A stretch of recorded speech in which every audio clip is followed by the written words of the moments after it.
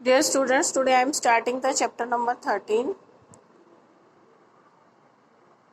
surface areas and volumes. Now the first of all we should know about the formulae used in this chapter. Formulae used in chapter are for two-dimensional figures and for three-dimensional figures. First I am discussing the formulae for the two-dimensional figures. By two-dimensional you must be knowing that there are two dimensions, means these can be drawn easily on the plane of paper. Two dimensions means one is the x-axis and the other is the y-axis. See here, two dimensions, length and breadth. Length is along x-axis and breadth is along y-axis, and both are perpendicular to each other. This is called two-dimensional figure. Area of rectangle is equal to length into breadth. Area of square is equal to side into side, means side square. Area of triangle is half of base into height.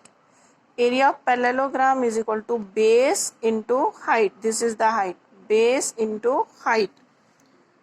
You must be knowing that, and it is clear from here also, a parallelogram can be divided into two triangles in equal area.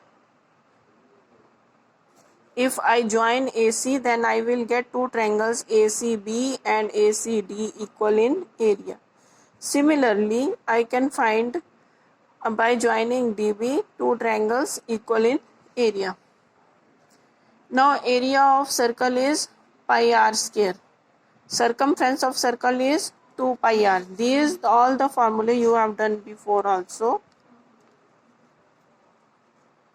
Clearly, if I divide ABCD into two triangles, then each triangle will have the area equal to half of base into height, and two times I will get half of base into height because base and heights are same.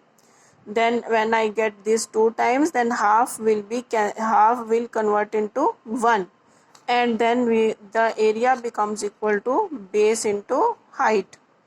Therefore, area of parallelogram is equal to base into height. Now I come to the three-dimensional figures.